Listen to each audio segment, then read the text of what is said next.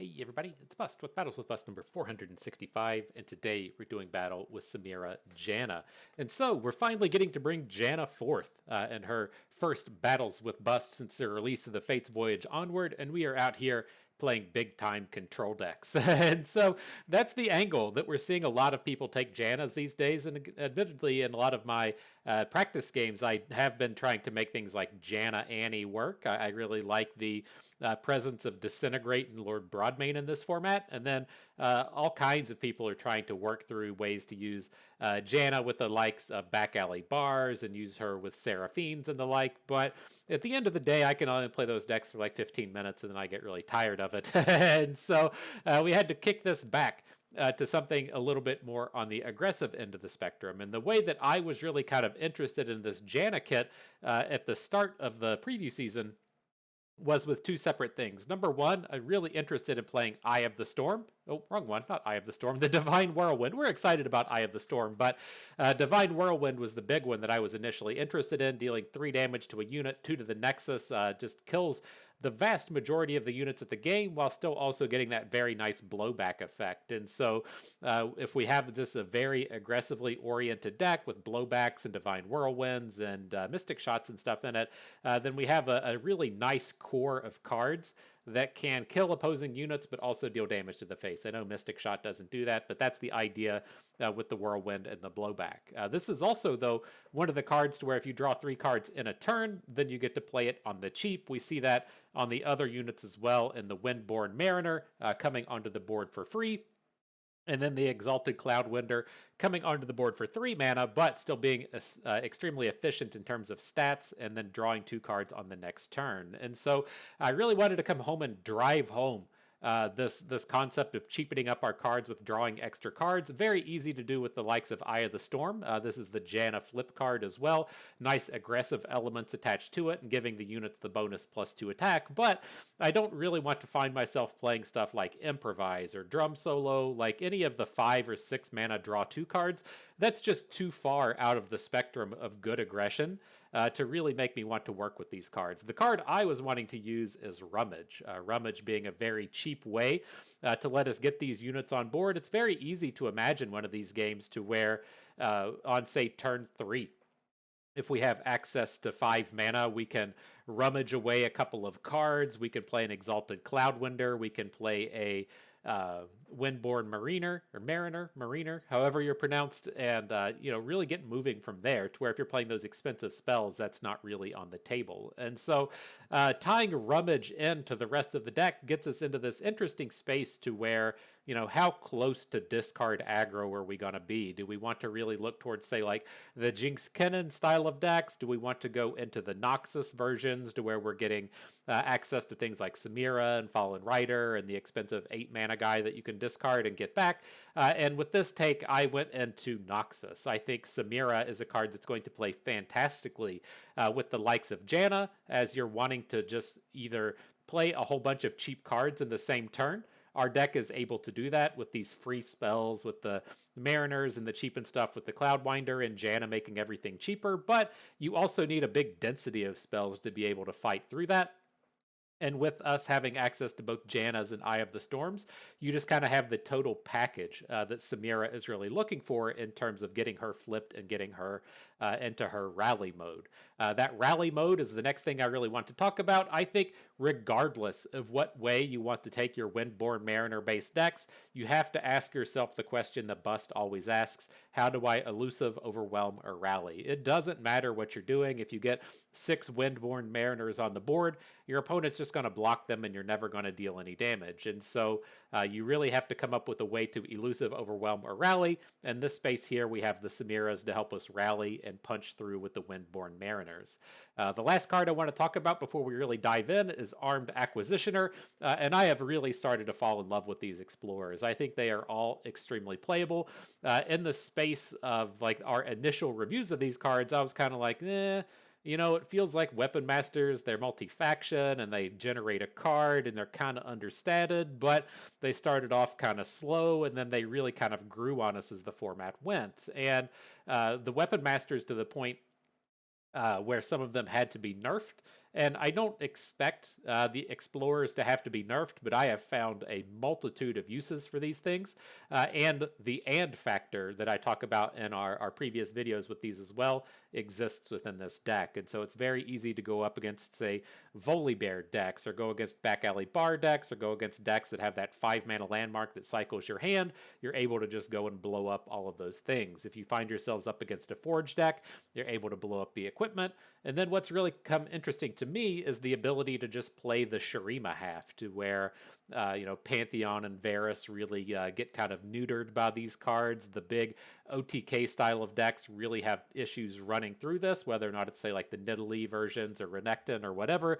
But it's also quite useful in the sense of just taking Brash off of Nilah, or taking Elusive off of a unit for the turn. And so I found just a really big number of uses for all of these. I think arguably the Noxus Shurima one is just the outright best, having 3 power on a 2-cost unit. But I think the Freylord one is really going to start to pop off, and I don't think that the 1/4 Elusive and the Lifesteal guy are that bad. I think all of the explorers are going to be seeing quite a bit of play in the upcoming meta, regardless of whether or not it's something like Talia Lysandra pops off and you really need to be able to destroy landmarks with some frequency.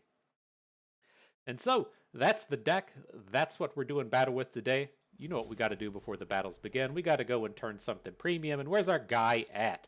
The Armed Acquisitioner. Oh, I didn't mean to just make one. Well, we'll probably we'll probably need a third one at some point anyways. But the premium treatment, the prismaticness, what we were aiming for here.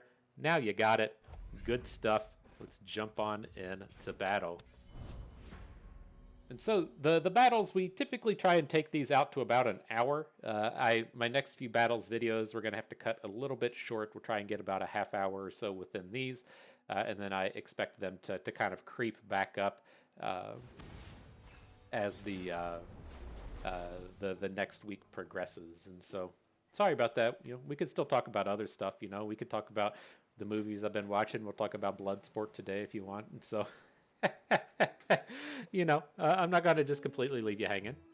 And so this is kind of an interesting start. Like, we always want to be starting with Samira. We don't have her. We kind of want to mulligan a little bit in that space, but we do have a draw 2 with the Mariner already in hand, and that's, what we really want to be doing. But this is like a very slow start up against some kind of Volibear Illaoi deck, and I think that we can just search for a little bit more of our early game aggression and try and get out in front of this deck just a little bit. It didn't come together. It looks like we're going to have to just try and pop off on turn 5, but I think that was worth exploring there. Now here, we're going to want to pick the quicksand one. I would love to be able to just quicksand an Illaoi or something as time goes on. We'll see if that's what comes together here. All right. I feel pretty decent about keeping the tentacles small. If opponent doesn't have a way to take down our Janna because the tentacles aren't big enough, I think I'm pretty okay with that. But do we want to end up just discarding it now? Like, I want to get the Urchin on board, and I don't want to just play it as a unit. And so we can either discard the Blunder or like a bad Vision just for 1 unit. I think Vision's going to pop this game. Let's just go ahead and get rid of the generated card, and then we can try and fight harder a couple of turns from now. Of course, the Fallen Rider turns up right when we need him. Thanks, bro. You're getting shuffled away. Maybe not, now that Samira's made an appearance. I think we could just try and pop off with Samira a couple of turns from now. I'm not excited about the amount of just like free time we're giving the opponent here, but I think this is probably just okay. So let's send back the Vision. We'll send back the Fallen Rider. Draw a couple of cards next turn, and then we can try and pop off when we get to draw a ton of cards and stuff. Man, this is why I wanted to keep those tentacles off the board to protect our Janna. But sad day for us. What do we got? Samira and a Mystic Shot. Got to pay full price for them, though. A bit of a bummer, but not the end of the world. I think we need to lead out with the Mariner, though. It's like we're going to block the Tentacle with the Zonite Urchin, we'll throw a Divine Whirlwind down. Oh. Not how I expected that to go. So let's just take the 2. Like, I was about to start going on about how the big thing we need to worry about here is going to be the like the +1/+3 spell. But opponent's not going to bring that at us. This is fine. Now we have a good hook with Samira into the Buru Lookout. We can maybe take down the Tentacle, but I would rather get involved with the Tentacle when you know, we have Quick Attack. Gives us a little bit more opportunity to take it down. Not bad, not bad. I was initially thinking of just kind of like open attacking here, but what's the worst that could happen? Buried in Ice? He can't play Nagakaboros this turn. He can't play Volibear this turn. Alright, let's greed it up. Ooh, and the Vision turns up? That's got an opportunity for greatness this round. Let's see. Let's see how this goes. Like, we are definitely in danger here, right? Like, I think at the end of the day, that open attack might have been the way to go. Since, you know, we get to pick a unit to hit with Samira. If he wants to block with the Tentacle, we have a lot of great ways to start trying to hamper it. But, ooh, he goes for the Serpent. He's going to try and go big on us next turn.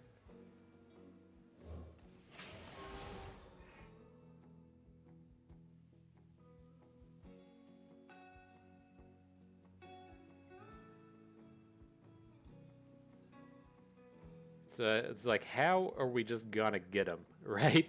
That's the big question for the day here. Like, I would really like to be playing Vision this combat. I think Vision is going to be exceptionally strong. That's annoying. We're not gonna let this happen. We're gonna Divine Whirlwind the Tentacle. The question's going to be, do we stop right there? And just let, like, we can take it down with Samira to a degree, right? If we deal 3 and then... I didn't survive the desert only to die of boredom. So Samira still dies this way, right? He gets the 2/2 on the back end, and we don't have any damage for the all-out. That's such a bummer. What if instead we just all out the Samira? So then we still have 2 mana behind and we can play Vision. Maybe we'll get him with Vision. Oh, no. No. Disaster. Fuck.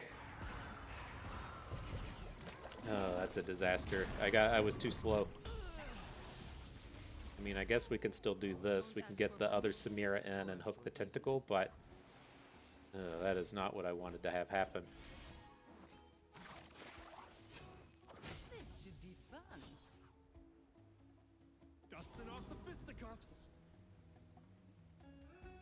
Alright, well, I think we have to stop here. I don't want to just trade the Risen Rider for the Buru Lookout. I was intending on, you know, kind of slamming the Risen... They're slamming the Samira into the Lookout and then just dealing damage to the Tentacle, but it didn't get to come together. Now, we'll see how this goes. He's going to have the chance to play like Volibear or something. Volibear's going to take down 3 units. It's pretty tough to recover from.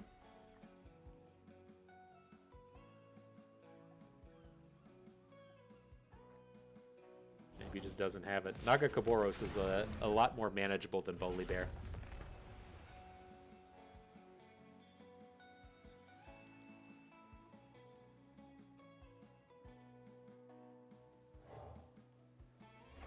So let's send back Eye of the Storm, and then I kind of want to keep the Flare for Samira. I think I want to send back Mystic Shot as well. Then we'll still have some card draw for next turn. We'll have a lot of interactivity. See what we can do. Then we have blocks on the important units here, right? We can just throw Risen Rider in front of Nagakaboros. We have a 3/1 to block the Rond. Like, these other attacks aren't that big of a deal. Ooh, that was good. That's juicy.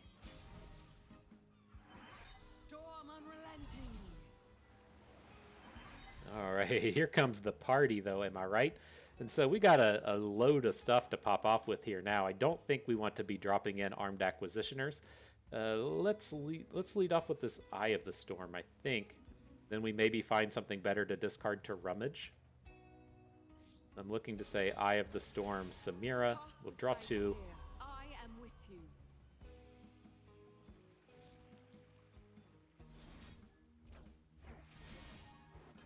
And we can Rummage in the middle of combat, right? Hope they're watching. And see where that gets us. We're still like at a bad trade with the Risen Rider, but we might find ourselves playing blowback in the middle. Oh shit, we shouldn't have attacked with Janna. I got so excited about this combating we were about to do, but that was a little sloppy. Might still be okay. I mean, Janna would be useful next turn, don't get me wrong, but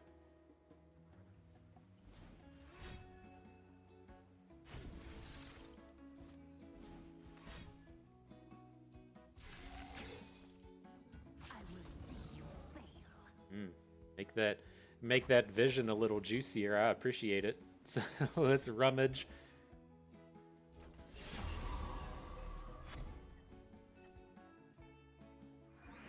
Now we're gonna go for the blowback. We're never playing Risen Rider. He can go. I think we're good to get rid of the Acquisitioner as well. We're gonna want to just like redraw a bunch of spells next turn. And so this way, we could still Mystic Shot if we need to.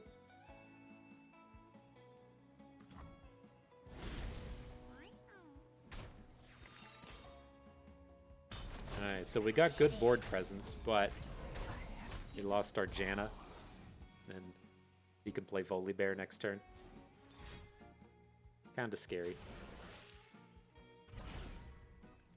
But we can still draw a fuckload of cards, right? That's just the thing this deck is so bonkers at doing, right? We're so able to just pop off on this next turn.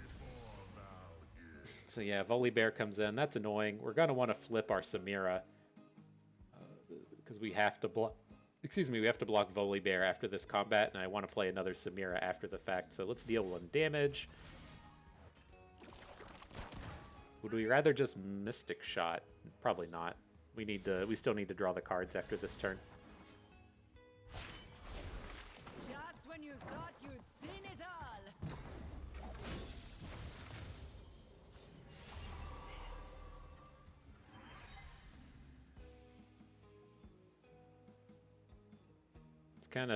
It's kind of interesting seeing that come down. It's like, oh, he can just get like 2 units on board after this initial flurry.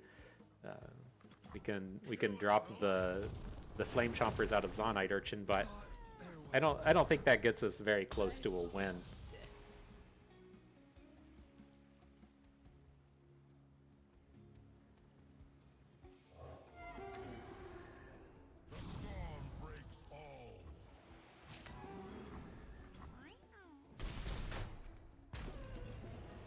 Take the shot or lose the chance.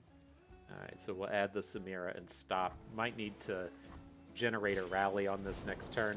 It's going to be tough, don't get me wrong. This is going to be tough to pull out. We're going to draw a ton of cards, but 11 damage is kind of far away. What do we got? 4 in hand.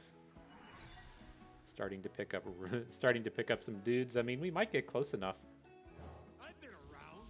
Let's go again.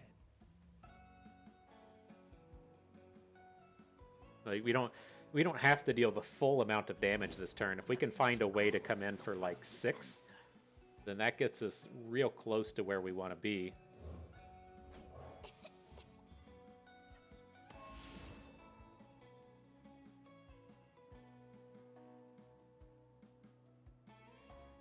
Gotta make sure we don't go too crazy on this Samira though. Make her lose on too many stats.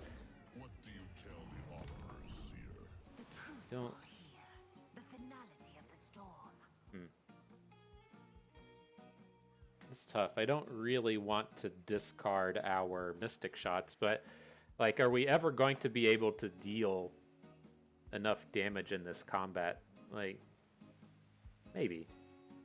So I'm looking, we're gonna say like hook Volibear out with the Flame Chompers.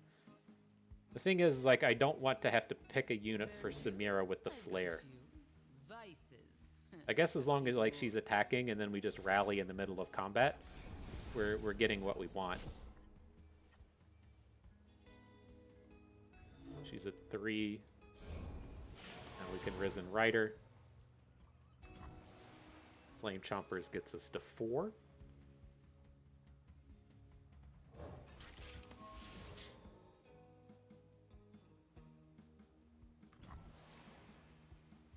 This should be fun. So we can make an attack this way. We're going to get in with 1 unit. Little Zonite Urchin's going to come out and do the work. I appreciate it, bro. And then I don't think the rally is quite there. We can get Nagakaboros off of the board. So this takes him to 8. You have 5 in hand. We're not drawing any extra cards next turn.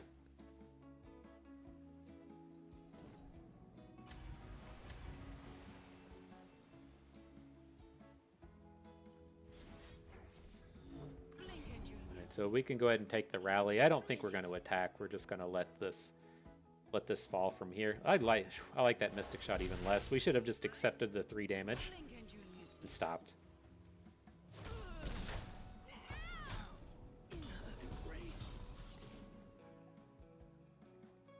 It's going to be a touch short. Where's all of our card draw? We need to draw like a million cards, right? 1 damage short. God damn it. Whenever these spots come up, I always feel like I've probably missed a point of damage along the way, which is entirely possible. We made a lot of decisions that game. It's unfortunate, though. It's like we got off to a fairly slow start, but that shouldn't be an excuse. I don't know. Give me 20 more games with this, and I'll feel much better in those spaces. I feel like that was definitely a winnable game. It's like you're just in here squeezing cheeks, right? You're like, oh my gosh, what if I, what if we run into like an avalanche or something? But at the end of the day, you know, I got really excited there in the middle of the game and attacked with Janna, and that was not ideal. We got that damage put onto the 4-1 and then just had to lose it to our big fearsome unit, and like there was definitely a lot of shoddy play in the middle of that game, and so I feel like with a little bit more experience we'll be in a better spot. All right, but up against Nilah Janna, let's get rid of this Cloudwinder, and I don't think we really want 2 Forge Chiefs here. Like, we're gonna play one on the first turn, but there's just such a good chance it doesn't do anything after that, right? That, like, if opponent has a Nilah on turn 2, we're just kind of done. So maybe that's not reason enough to not hang on to the Forge Chief. Like, opponent's not going to have Nilah 100% of the time. But she is just like such a big shutdown if they actually have her.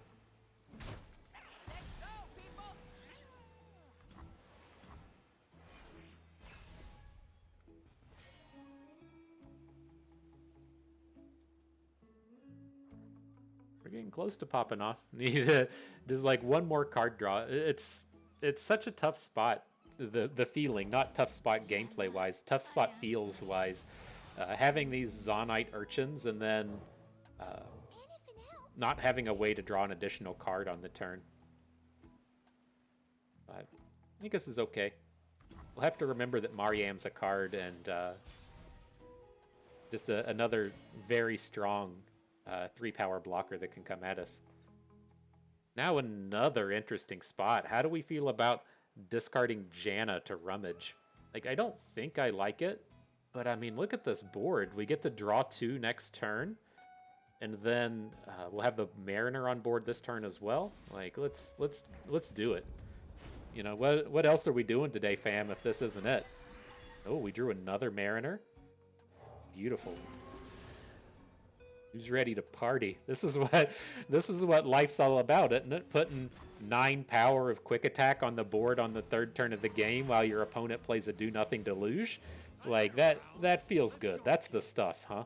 That's the stuff. God, I called it a do nothing deluge, and now he's gonna he's gonna spend his mana on something. Say fuck. Oh, just a bird. Okay. Fresh start. Just looking for a sign. Guess we're doing this the ugly way. All right, combat time. There is a little argument to go ahead and attack with the Zonite Urchin, right? If he wants to block the Urchin with the Mariam, and then we can hook Mariam next turn with the Samira. But there's no, like, real guarantees that we're even going to play Samira. We're about to draw a fuckload of cards, and so... is she coming down? Probably, but there's no guarantee. Mariner number 3 feels good. We didn't even turn you all premium, and you're still turning up to the party.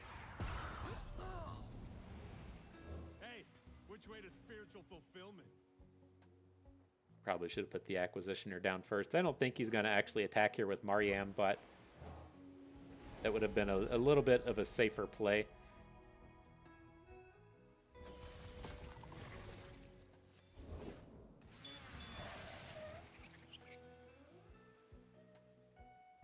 All right, we'll stop here.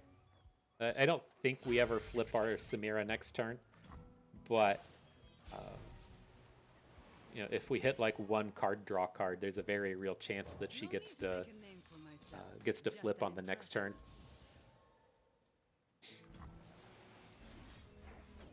So Rummage comes in. We'll discard these dum-dums we don't want. Ooh. Man, I'm really regretting not attacking with our Urchin. You know, there's no guarantees that he would have blocked with Mariam, but now not being able to attack with Samira kind of sucks. Not another step. Look at this though, feels good. We're popping. Man, we just get to draw 2 cards next turn. These cards are sweet. These cards are sweet. I don't know what game you all have been playing, but the one I've been playing, these cards are pretty sweet.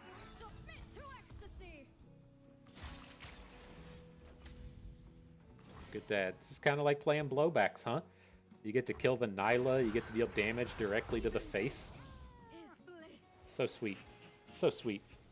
That's what we're here for, my dudes. That's what we're here for. For them, the last thing they saw was me. All right. We are at that half-hour mark. I was hoping to get a few more games in. We'll get 2 more games in, even if we're going to go past the half hour. And so the thing to talk about today, that was the movie Bloodsport. Have you seen it? I know I've talked about Bloodsport before on the channel, but I just watched it again a couple nights ago. It's still fresh in the brain. Oh man, that's such a movie. It's the things with Bloodsport. I'm just going to assume that you've seen it. It's such a classic piece of cinema. Is that number one? It's apparently a biographical piece. It's a biographical movie. If you watch the movie, you just got to tell yourself, this is literally insane. Like, once they get to the end of the movie, and they're describing, like, Frank Dukes, like, that's the Jean-Claude Van Damme character, they're describing him as having, it's full contact. It's a full contact Kimite, right? Whenever you say Kimite, you have to say full contact. He won like 500 some Kimite matches in a row. This would be like winning 500 some UFC fights in a row. And then he also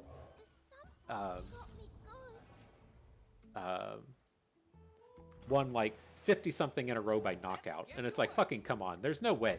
Like, there's no way that you don't just like go up against even semi-professional fighters and just win that many matches in a row. Like, that's insanity to think that that someone was actually capable of doing that. And then to have like that many knockouts in a row, it's like there's no way. Like, it's like the original days of UFC, to where you actually had to fight a bunch of dudes like back to back to back all across the same like 3 or 4 day weekend. There's no way that you just go and fight like 60 dudes over the course of a week and then you knock like 50 some of them out in a row. Just like, please, this is fucking insane. But apparently some degrees of the Frank Dukes story are legitimate. I have a hard time doubting any of it's legitimate, but that's the way the story goes. But nonetheless, it has just like so much stereotypical racism in it that you were allowed to do in the 80s.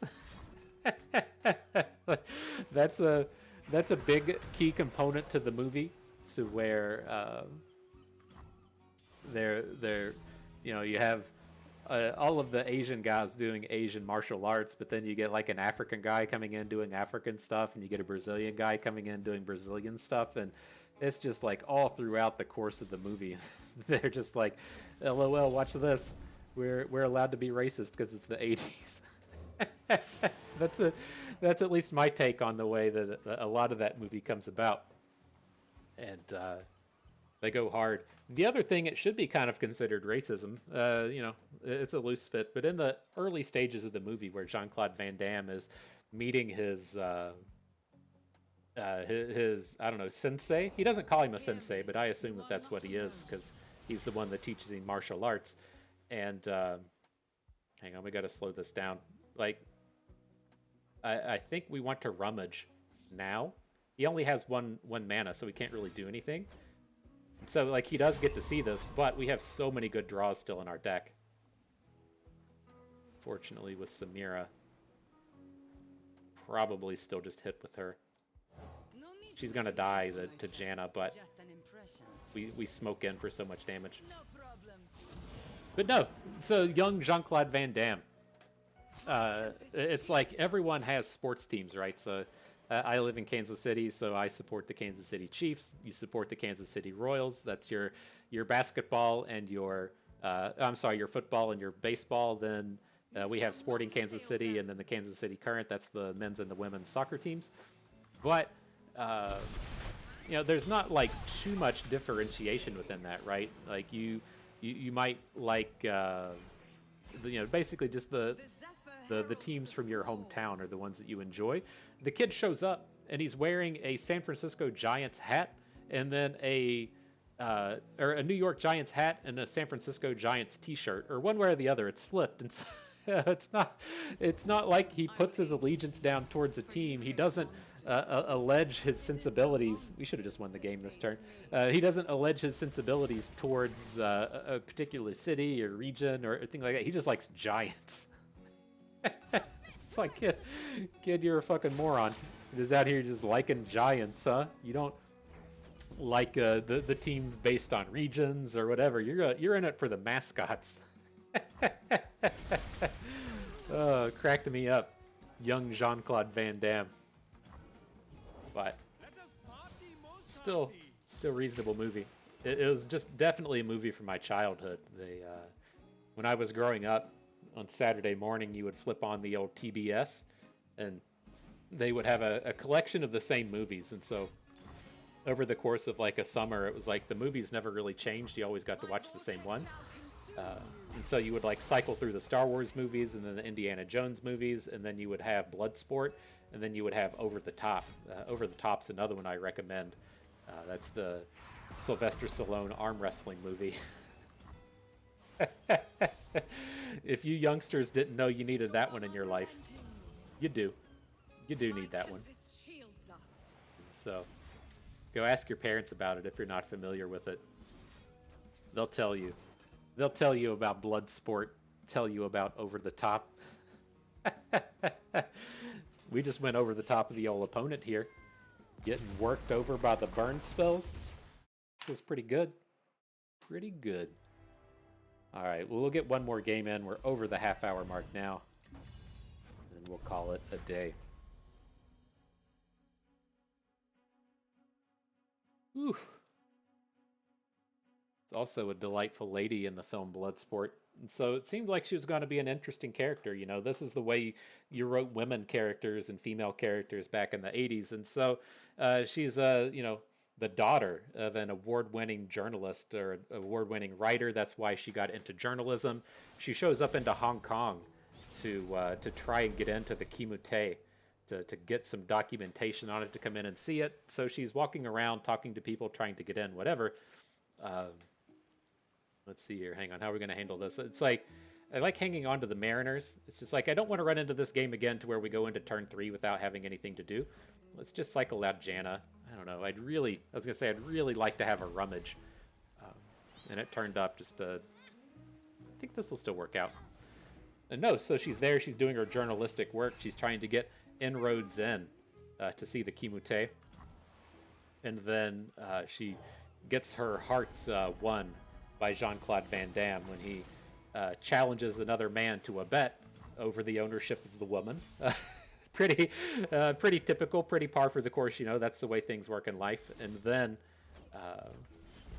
you know, once he's acquired her good graces, he makes a sex on her, and she immediately stops doing all the journalism, except the part to where she prostitutes herself out to get into the Kimute, does no more reporting on the matter, and then just falls in love with Jean-Claude Van Damme. Very heartfelt, romantic story. It's a romance for the ages, if you will.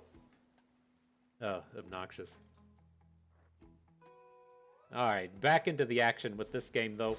Let's see how this goes. I'm curious to see, like, you know, it's almost worthwhile to just hold on to the Flame Chompers and not attack into this stuff, but, like, his only good block is on the Acquisitioner, but the thing we have to start to wonder is, like,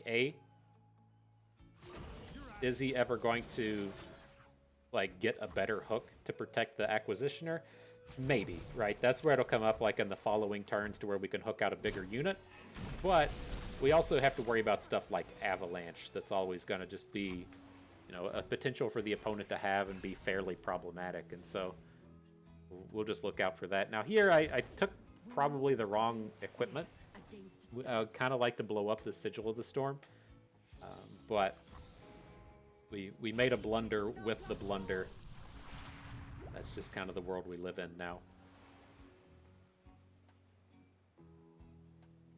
We do have this opportunity to get Illaoi off of the board. Kind of interested in taking it. It's like I want to spend some mana this turn, because we're going to go into next turn and just like draw some cards and try and do some nonsense. So let's go ahead and just try and take this Illaoi down while he only has 1 mana. And then next turn we can Eye of the Storm and play some Cloud Winders and stuff.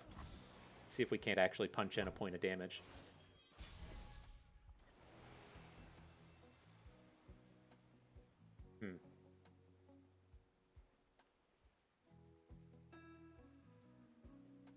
Interesting. My intent was just to Eye of the Storm and play a Cloudwinder, but now we've found ourselves with a Samira. The downside to Samira is we can't really pop off with our card draw. Like, we can Eye of the Storm her here, but then we can't cheapen these Cloudwinders for the next turn.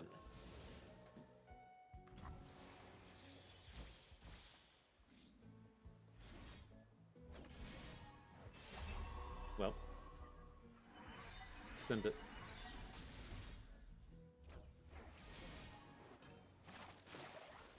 Go ahead and YOLO up, as the kids would say. I want to hook the Tentacle in with Samira. It's both the unit I care about more, and we're protected from Sky Splitter. If he's playing like multiple Sky Splitters, good job, you did it.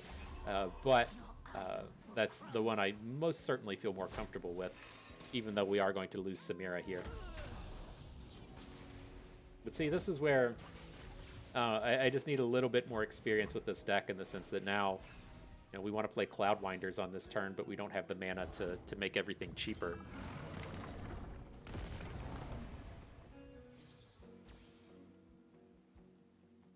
Take the shot or lose the chance.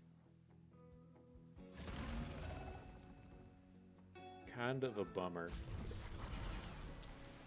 This just continues to feel worse and worse.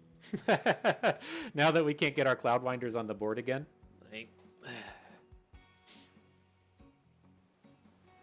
Just have so much of this stuff. Maybe we...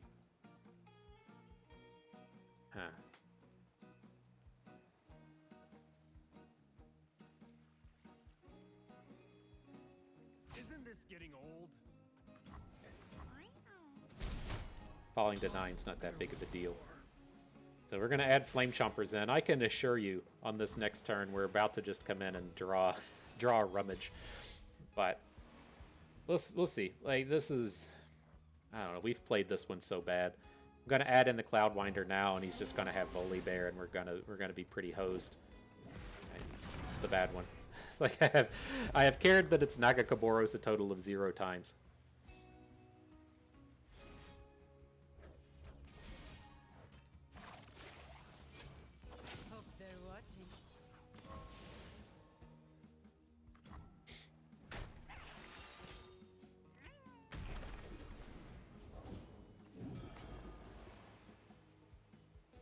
let's pass. We've got like the Explorer's Blunder, so we can take the Fearsome off of Nagakaboros, but I don't think we really need to worry about it. We're just in this spot now to where we need to come in this turn and not die.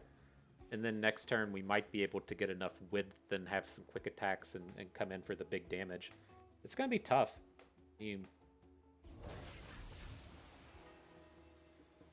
Nagakaboros thing gets the boost, sure.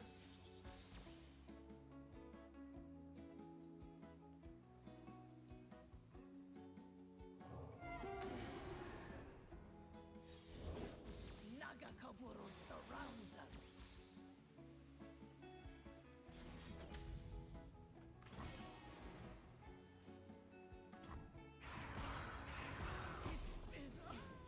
We just need to get like one attack in, and it might be okay. So now we can say our Samira is at 4, so we can flare. She's going to get a strike back onto Dum Dum here. So we'll deal 1 to the Nexus. We're going to Whirlwind the existing Tentacle. There we go, Samira flips. I put the spell on the stack and the flip animation didn't immediately happen, and I was like, uh-oh. messed up something, huh? No, this is fine.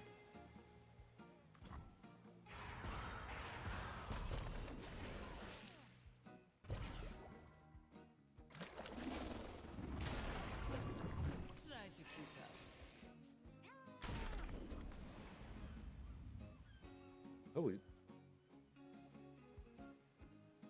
Oh no, he played the... I was like, did he just pass without attacking? No, he played the Tentacle Slam and a bunch of animations happened. Okay, I was like, this is about to be a true disaster, but this is fine. We can block with the Forge Chief, fall to 4. The thing that's going to be questionable on this upcoming turn is, you know, are we going to just die to Volibear? I really want to be open attacking, but we're going to lose a couple of units along the way. And so it's kind of scary in that sense. But I think we're okay to just go in. Like, if we get in for 3, we'll be 4 with the Flare, like 5 with the Vision, 6, 7 with the Mystic Shot, then Flare will come back for 8. I think that's the okay spot to go in. We have a blowback in hand as well.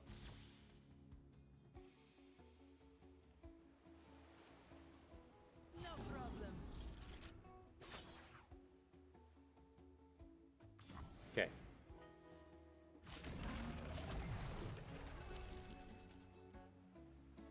Bust gives it an okay, bro.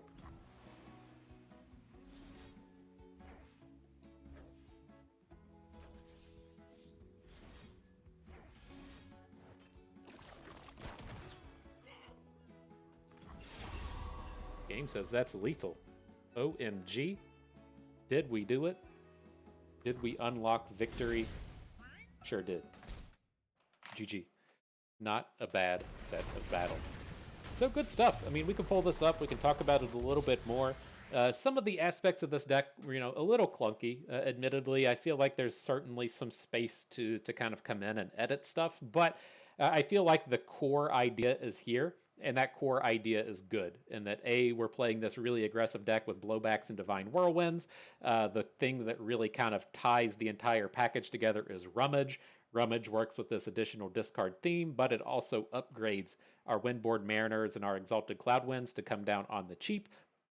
And then it's just a matter of coming in and building up those boards. And so, you know, I think there's like a lot of potential here. Is this deck like 100% certified, ready for the open? Like, no. There's certainly some numbers that need tweaked. There's some moments in there that feel really awkward. It's like it might want another card draw spell. It might want to move away from these Forge Chiefs. Like, there's definitely some stuff in here that's potentially worthwhile to change. But right from the start, right from the get-go, I think this is a very powerful strategy, and not just because we're in like the early first couple of days of the format. Like, this is a strategy that can be quite strong. I think if you're looking to iterate on this and move forward with it, you have to just kind of remember those key components that we called out.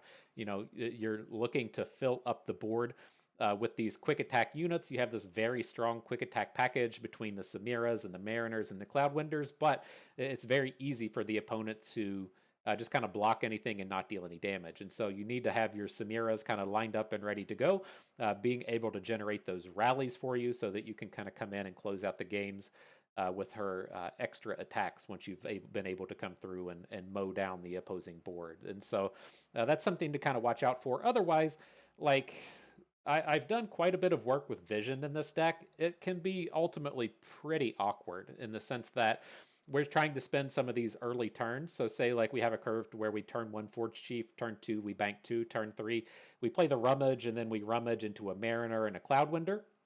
Like, those are the big draws we're looking to pop off with. But if we want to vision that early, we have to discard the vision to Rummage. And so that's only going to hit the single Forge Chief in this instance. So the Forge Chief would get his boosted stats, yay for you. And then the Mariner and the Cloudwinder are going to come down after the fact. And so it's awkward in that space, but it's also just like so powerful in these decks that can go super wide. And so if we're in this spot to where, we curve Urchin into Fallen Rider, and we have the 2 units on board on turn 2, and then on say like turn 4 we just start to pop off and we get 2 units down on the board for free, then it's like, oh yeah, this is cool, I'm boosting my Flame Chompers and I got all these other free dudes down. But there's also a lot of awkward spots with the vision as well. And so that's one of the spots to where it's really, high risk, high reward. You could see in that last game how good it could be as a surprise factor, but I don't know if it's something I really want to play multiple copies of.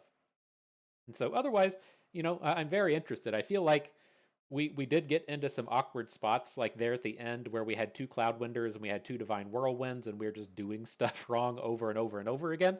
Maybe that's the kind of space to where we want to fit in one more kind of like draw 2. But maybe it's also just because we're getting familiarized with the deck and we were just playing a little bit unoptimally. But nonetheless, this is fun. I enjoyed the deck. I hope you did too, because that is going to do it for us today. So I hope everyone enjoyed the video. Hope you maybe learned a thing or two along the way and you had a good time watching. This is Bust, and we thank you for being here.